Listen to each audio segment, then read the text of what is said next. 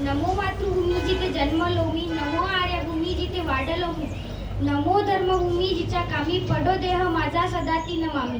परमपवित्र माझ्या या मातृभूमीला नमस्कार. सन्मान्य व्यासपीठ व येथे जमलेल्या माझ्या सर्व रसिक श्रोते हो, मी कुमारी परिधी योगेश राऊत आज तुमच्याशी अशा एका महान व्यक्तीबद्दल बोलणार आहे ज्याचा मला नाही तर तुम्हाला संपूर्ण देशाला अभिमान आहे. सह्याद्रीच्या कुशीतून एक हिरा चमकला, सह्याद्रीच्या कुशीतून एक हिरा चमकला, भगवाटीवा चंदनाचा शिवनेरीवर प्रकटला, भगवाटीवा चंदनाचा शिवनेरीवर प्रकटला. हाती घेऊन तलवार शत्रूंवर गरजला, हाती घेऊन तलवार शत्रूंवर गरजला. महाराष्ट्रात असा एकच राजा होऊन गेला, महाराष्ट्रात असा एकच राजा होऊन गेला.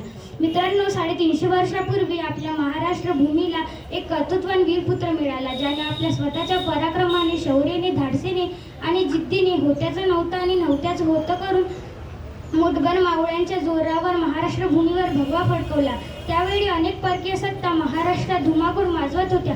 मुघलांच्या कैदेत लाखो मराठा सैनिक खितपत पडले होते. अशा या परिस्थितीत महाराष्ट्र भूमीला हवा होता एक झंकार, जगमगता पेटता अंगार. आणि अखेर ती वेळ आली. सह्याद्रीची गर्जना झाली. 19 फेब्रुवारी 1630 रोजी शिवनेरीवर एक तारा चमकला. आई जिजाऊच्या पोटी सिंह जन्मला. मानाचा मुजरा करते शिवाजी महाराजांना, मानाचा मुजरा करते शिवाजी महाराजांना, ज्यांनी मराठी मातीत भगवा झेंडा रोवला, ज्यांनी मराठी मातीत भगवा झेंडा रोवला.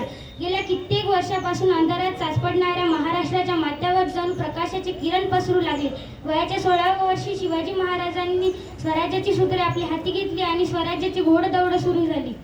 यासाठी त्यांनी पुणे, मावळ यांसारख्या आसपासच्या प्रांतात जाऊन स्वतः फिरून तेथील परिस्थिती जाणून घेतली. सर्वसामान्य लोकांच्या गरजा जाणून घेतल्या आणि तेथील त्यांच्या मनात स्वराज्याबद्दल आस्था निर्माण केली. या त्यांच्या कार्यात त्यांना अनेक सहकाऱ्यांची साथ लाभली. शिवाजी महाराज हे एक सर्वगुण संपन्न असे व्यक्ती होते. काळ्या कुट्ट अंधारात दिशा ठरवून वाट काढत कितीही संकटे आली तर त्यावर डगमगून न जाता त्यावर शिताफीने मात करत आपल्या सहकाऱ्यांच्या मदतीने बलाढ्य शत्रूंशी लढा देत एका वीर पुत्राने गुलामी नाकारत स्वराज्य निर्माण केले. अशा या महान व्यक्तींचे 3 एप्रिल 1680 रोजी निधन झाले. त्यांना माझे कोटी कोटी प्रणाम. जय जिजाऊ, जय शिवराय. धन्यवाद.